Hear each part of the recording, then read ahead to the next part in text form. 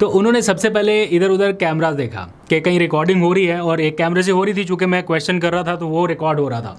तो मुझे ऐसा लग रहा है कि शायद उन्होंने कैमरा देख के अपना मुमकिन जवाब जो है उसे बदल दिया। वो पहले इमरान खान साहब की पार्टी में आने वाले थे, उन्होंने वो गले में स्कार्फ वगैरह भी डाल लिया पीटीआई का। मेरी उनसे फ़ोन पे बात भी हो गई और उन्होंने कंफर्म भी कर दिया कि जनाब हाँ जी मैं पार्टी में आ गया।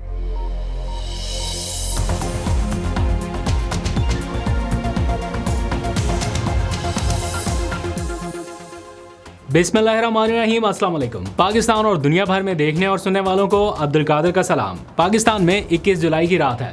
आज फिर अडियाला के बाहर पीटीआई का शोडाउन था। पीटीआई का तो नहीं, अलीमा खान का शोडाउन कह सकते हैं, क्योंकि आजकल जमात की जो रिप्रेजेंटेशन है वो उस तरह से नहीं है। आज भी जो वहाँ पर लोग मौजूद थे वो बता रहे थे कि कुछ लोग आए पीटीआई के रहनुमाओं में से और वो थोड़ी देर के लिए रुके और फिर वहाँ से चले गए। आखिर तक अलीमा खान, नौरीन न्याजी और जो उनकी तीसरी बहन है उज़्मा खान, वो वहाँ पर मौजूद थी। अभी की क्या सूरत हाल है वो आपके सामने रखते हैं।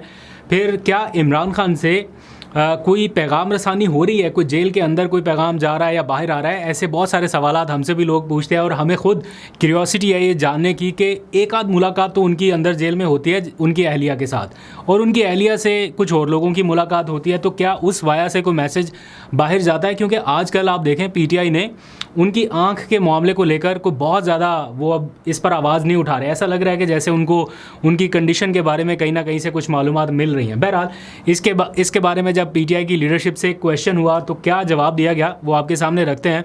लेकिन दूसरी तरफ हुकूमत के जो अहम इत्तेहादी हैं वो भी ये कह रहे हैं, क्लेम कर रहे हैं कि इमरान खान से पैगाम रसानी का काम हो रहा है, अभी भी उनसे राब्ते हो रहे हैं और कोई ना कोई दरमियानी रास्ता निकालना पड़ेगा, उसके लिए कोशिशें किसी सतह पर जारी हैं। तो इसके बारे में ज़रा डिटेल आपसे शेयर करते हैं। और फिर एक तो सबसे इंटरेस्टिंग खबर आज इस व्लॉग का हिस्सा बनाएंगे। 35 पैसे का जो तारीखी रिलीफ गवर्नमेंट ने दिया ओगरा की जानिब से, जिसे अनाउंस किया गया पेट्रोलियम मसनूआत की कीमतों में रिलीफ के हवाले से, उस पर एक शहरी ने बड़ा दिलचस्प और अनोखा एहतजाज रिकॉर्ड कराया है। पता नहीं वो एहतजाज था, प्रोटेस्ट था या क्या था, लेकिन बहुत ही इंटरेस्टिंग था। वो लेके ना बॉटल वो चले गए उधर पेट्रोल पंप पे कि इसमें 35 पैसे का पेट्रोल डाल के दिखाओगे कितना डलता है। वो पेट्रोल पंप वाला बेचारा कह रहा था कि 35 पैसे नहीं डल सकता इसमें, लेकिन वो ट्राई तो करो ना कितना आएगा। तो वो एंड तक जो उनकी कन्वर्सेशन रही और फिर वो कामयाब हुआ, उसने वो पेट्रोल डलवा के दिखाया।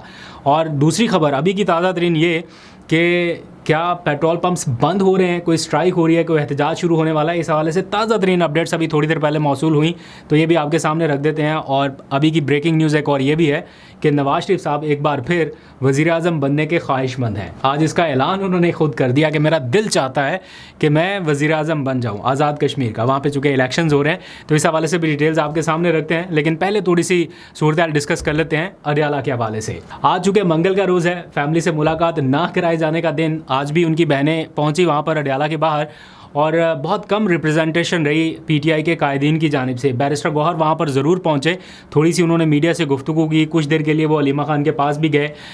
थोड़ी सी मुशावरत उनकी इस टाइम भी जब मैं आपसे बात कर रहा हूँ तो जारी है, क्योंकि अभी मैंने चेक किया, ये व्लॉग शुरू करने से पहले तो हमारे जो नुमाइंदे हैं वहाँ से रिपोर्ट कर रहे हैं कि उस नाके पर जहाँ पर उनका एहतजाज है तो अलीमा खान की बैरिस्टर गौहर से 5 अगस्त के एहतजाज के हवाले से मुशावरत जारी है। क्योंकि अलीमा खान चाहती है कि एक दिन का शोडाउन ना हो, बैरिस्टर गौहर ये चाहते हैं कि बस एक दिन जलसा किया जाए एंड दैट्स इट। तो अब इन दोनों की मुशावरत जारी है, देखते हैं क्या डिसाइड होता है। कुछ देर में तो वैसे ही एहतजाज ख़त्म हो जाएगा। दूसरा आज सरप्राइजिंग एलिमेंट ये था कि अलीमा खान का वहाँ पर आ जाना, क्योंकि उनकी गिरफ्तारी के इम्कानात हर आने वाले दिन के साथ बढ़ रहे हैं, तो कुछ लोगों का ये ख्याल था कि शायद अब चूँकि वो चित्राल और हुंजा की साइड पे रवाना हो गई हैं तो शायद अब वो वापस इस्लामाबाद की जानिब ना आए जब तक इस केस का फ़ैसला ना सुना दिया जाए। 11 अगस्त को इसका फ़ैसला सुनाया जाना है, तो उससे पहले लग रहा था कि अब शायद अलीमा खान केपीके में ही रहेंगी। लेकिन आज फिर अलीमा खान अडियाला पहुंची और उन्होंने कहा कि वो छुपेंगी नहीं और हर तरह की सज़ा के लिए तैयार है। बल्कि वो कह रहे थे कि हम तो चाह रहे थे कि जज साहब जल्दी फ़ैसला सुनाएं, लेकिन उन्होंने खुद लंबी तारीख दे दी। तो ऐसा लग रहा है कि अलीमा खान मेंटली प्रिपेयर हैं कि अगर उनको गिरफ़्तार किया जाता है, क्योंकि वो ऐसे ऐलानात भी कर चुकी हैं कि अगर गिरफ़्तार किया गया तो आप तहरीक जारी रखें।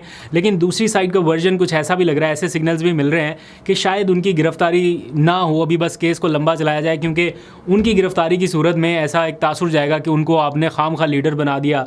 हालांकि उनकी एफर्ट ग्राउंड के ऊपर जो कुछ भी हैं वो अपने भाई के लिए कर रही हैं, लेकिन उनके जो मुखालफिन हैं कहीं ना कहीं वो ये समझते होंगे कि इनको लीडर बनाने के लिए हम गिरफ़्तारी का सहारा क्यों दें। समहाउ ऐसी चीज़ें भी चल रही है। बहरहाल देखते हैं 11 अगस्त को क्या होता है। अच्छा, अब आगे आ जाइए। आज इमरान खान साहब की जेल में मुलाकात तो कराई गई, उनकी बहनों से नहीं, उनकी अहलिया के साथ। 35 मिनट की ये मुलाकात थी और मैं ये सोच रहा था कि 35 मिनट की इस मुलाकात में क्या बातचीत होती होगी या क्या, क्योंकि कोई बाहर जाए, कोई बाहर की दुनिया से कोई राब्ते हों तो वो चीज़ें ज़्यादा डिस्कस होती हैं। मेरा ख्याल है बुशरा बीबी अपनी फैमिली के साथ होने वाली जो उनकी बेटी या उनकी भाभी के साथ जो मुलाकातें हो जाती हैं उस हवाले से कुछ ना कुछ डिस्कस कर लेती होंगी, लेकिन वो भी ऑब्वियसली निगरानी में और सारा ऐसा माहौल है कि खुल के बात भी नहीं हो पाती।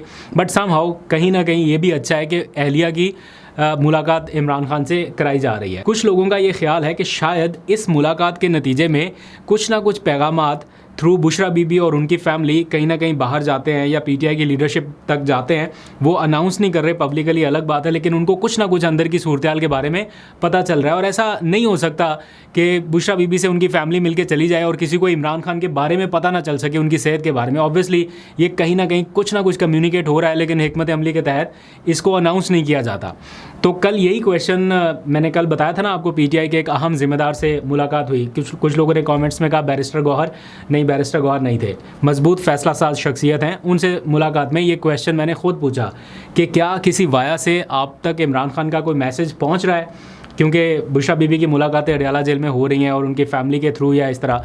तो जैसे ही मैं क्वेश्चन कर रहा था तो उन्होंने देखा इधर उधर, कैमरा तो नहीं कोई रिकॉर्ड करा क्योंकि ऑफ द रिकॉर्ड मीटिंग थी, तो वो वहाँ पर उस टाइम एक कैमरा रिकॉर्डिंग कर रहा था मेरे क्वेश्चन की ना।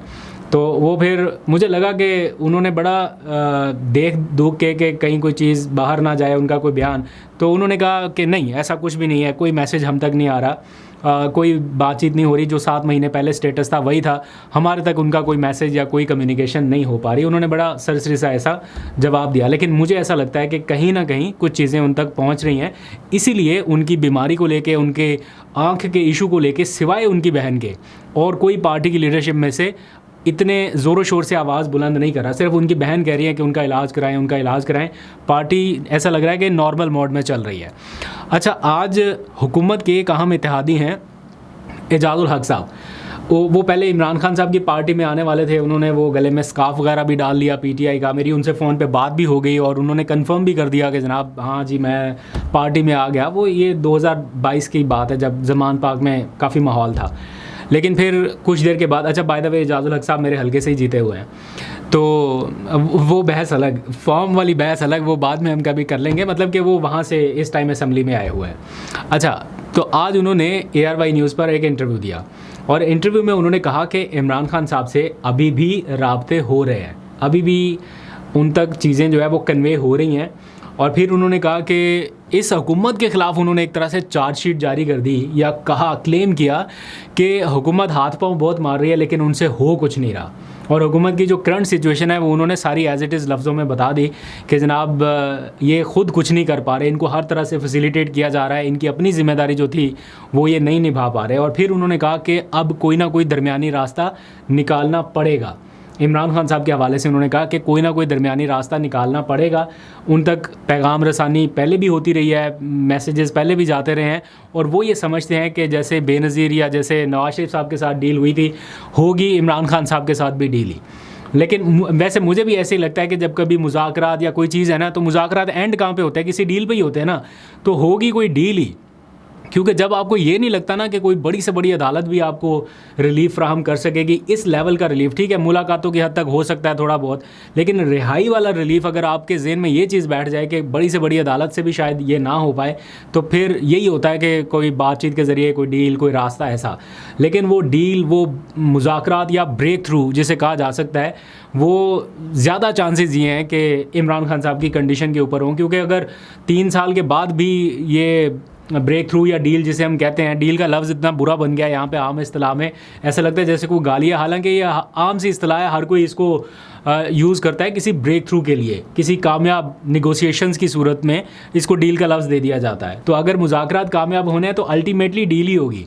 तो वो मुझे लगता है कि वो तभी हो पाएगी जब इमरान खान साहब की ज़्यादातर कंडीशन जो है वो मानी जाएंगी। उसमें ऑब्वियसली वो एक 9 मई एक ऐसा इशू है, उसके ऊपर जो उनकी कंडीशंस हैं वो दूसरा फ़रीक मानने के लिए तैयार नहीं है, जो दूसरे फ़रीक की कंडीशंस हैं या मुतालबा है वो इमरान खान साहब को काबिल कबूल नहीं है। बाकी सारी चीज़ें तो बहुत छोटी छोटी है। देखते हैं आप इसके ऊपर जाके ब्रेक थ्रू कब होगा।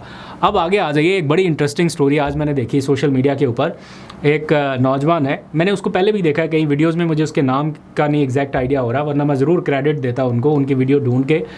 लेकिन मैंने उनको देखा कि वो पेट्रोल पंप पे पहुंचे हुए हैं पानी की बोतल लेके ना, तो वो वहाँ से कह रहे हैं उसको, जो पेट्रोल डालने वाला शख्स है उसको बोल रहे हैं कि इसमें 35 पैसे का, बल्कि स्टार्ट उन्होंने किया कि हुकूमत का उन्होंने शुक्रिया अदा किया कि ये उनको रिलीफ़ दिया उन्होंने गुज़िश्ता रात 35 पैसे का। फिर उन्होंने कहा कि इसमें 35 पैसे का पेट्रोल डाल के दिखाओगे कितना आता है। तो वो शख्स जो था पेट्रोल पंप पे, जो वो फ्यूल भरने वाला लड़का था, वो बता रहा था कि ये पॉसिबल नहीं है, मतलब ऐसा गेज नहीं है ना, पैमाना सेट नहीं है कि 35 पैसे वगैरह, कम अज़ कम आपको 30 रुपये का पेट्रोल डलवाना पड़ेगा। वो कह रहा नहीं, आप डाल के तो दिखाओगे कितना आता है 35 पैसे का। खैर उनकी वो चलती रही बातचीत और एट दी एंड उसने समहाउ वो थोड़ा सा पेट्रोल डलवा के बताया कि 35 पैसे का इतना आता है। हो सकता है इससे थोड़ा सा ज़्यादा भी आता हो या थोड़ा सा कम आता हो, मुझे मालूम नहीं है क्योंकि पैमाना सेट नहीं था। लेकिन कहने का मकसद ये है कि इतने से रिलीफ से तो बेहतर था कि ये रिलीफ आप ना ही देते। 35 पैसे मतलब 1 रुपया भी पूरा नहीं है। कोई पेट्रोल डलवाने जाएगा तो वो 35 पैसे कैसे कैलकुलेट करेगा कि चले 1 रुपये की बचत तो समझ में आती है ना। मिनिमम रिलीफ मेरा ख्याल है उतना ज़रूर होना चाहिए जितनी आपकी मिनिमम करेंसी है। अब करेंसी आपकी मिनिमम 1 रुपये की है, पैसे तो नहीं चलते यहाँ पे ना। तो ये जो पैसों में कम करना और पैसों में बढ़ाना, ये चीज़ मुझे आज तक समझ नहीं आई कि ये पैसा जाता कहाँ पे है। कुछ लोगों ने कई बार इसके ऊपर वीडियोस बनाई हैं लेकिन समझ नहीं आती ये कहाँ जाता है। तो कम से कम 1 रुपये का रिलीफ तो होना चाहिए। एनी हाउ, अभी थोड़ी देर पहले की अपडेट ये है कि पेट्रोल पंप मालिकान एसोसिएशन जो है उन्होंने ये फार्मूला मुस्तरद कर दिया कि डेली की बुनियाद पर प्राइसेस जो हैं वो चेंज हो रही हैं कम ऊपर। वो कह रहे हैं कि ये हमें काबिल कबूल नहीं है। आई डोंट नो क्या इसमें रीज़न है, लेकिन मैंने जो इकोनॉमी के माहिर रिपोर्टर्स की राय सुनी है वो कह रहे हैं कि यौमिया कीमतों का तयन ही वाहिद हल है। ये डीरेगुलेट करने की तरफ पाकिस्तान जा रहा है, ये बहुत अच्छा है, लेकिन इसके लिए एक पूरा मैकेनिज़्म चाहिए। इस पूरे SOPs के साथ ये सारा सिलसिला चलता है जैसे बाहर के मुल्कों में है। लेकिन यहाँ पर ये इन हालात में इस तरह से वर्क कर जाए, इसके बारे में अभी क्लैरिटी नहीं है। और पेट्रोल पंप मालिकान जो है वो इसके ऊपर हुकूमत से मुज़ाकरात कर रहे थे। तो अभी थोड़ी देर पहले की अपडेट ये है कि उनके मुज़ाकरात हुकूमत से नाकाम हो गए हैं और उन्होंने कल रात 12 बजे से पेट्रोल पंप्स बंद करने की एक तरह से कॉल दे दी है या धमकी दे दिया है, जो भी आप कह लीजिए। अभी हमारे ऑफिशियल ग्रुप में ये आ रहा था, मैं पढ़ रहा था, वहाँ पर बताया गया कि कल रात यानी 22 जुलाई रात 12 बजे, जो कि 23 जुलाई का आगाज़ होगा, तब से ऑनवर्ड उन्होंने पेट्रोल पंप्स बंद करने की धमकी दे दिया। देखते हैं इसके बारे में क्या होता है, आपको अपडेट करेंगे। 2 खबरें जाते जाते और, नवाज शरीफ साहब दोबारा से वज़ीर आज़म बनना चाहते हैं, लेकिन इस बार आज़ाद कश्मीर के। उन्होंने इस ख्वाहिश का इज़हार किया कि मैंने शहबाज शरीफ साहब से कहा, वो इंतखाबी मुहिम के सिलसिले में आज़ाद कश्मीर में हैं, और अपने जलसे से खिताब में उन्होंने कहा कि मैंने शहबाज शरीफ से कहा है कि अगर PMLN जीतती है तो मेरा दिल ये चाहता है कि मैं आज़ाद कश्मीर का वज़ीर आज़म बन जाऊँ। तो वज़ीर आज़म बनने की ख्वाहिश कहीं ना कहीं है, मौजूद है। तो लेकिन उसके लिए उन्हें इलेक्शन भी लड़ना पड़ेगा ना। वो कहते हैं मैं कश्मीरी हूँ, तो शायद कश्मीरी होंगे और उनको फिर MLA का इलेक्शन लड़ना और ये सारा कुछ बहरहाल पॉसिबल तो नहीं है इस टाइम। वैसे ही उन्होंने ज़रा ख्वाहिश का इजहार कर दिया। और फिर मरीम नवाज़ की जानिब से भी कहा गया कि वज़ीर आज़म जो भी हो, असल वज़ीर आज़म नवाज शरीफ ही हो गए आज़ाद कश्मीर के। लेट्स सी, इसके लिए उन्हें पीपल्स पार्टी को हराना पड़ेगा। जिस तरह के नताइज गिलगित बल्तिस्तान में आए थे, अगर वैसे ही आगे तो ये पॉसिबल नहीं होगा।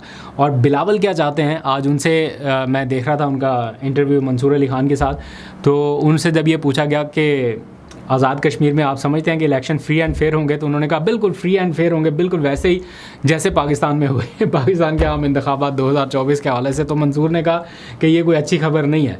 तो मतलब वो अगर 2024 जैसे इलेक्शंस को कोई साफ़ शफाफ इलेक्शन कहता है कि इस तरह से करवाएंगे, तो फिर इसके ऊपर आप तक छोड़े जाते हैं। खैर, अपनी राय का इज़हार ज़रूर कीजिएगा। 35 पैसे का रिलीफ आपको कैसा लगा वो भी आप ज़रूर बताइएगा। अपना बहुत सा ख्याल रखिए। अल्लाह हाफ़िज़।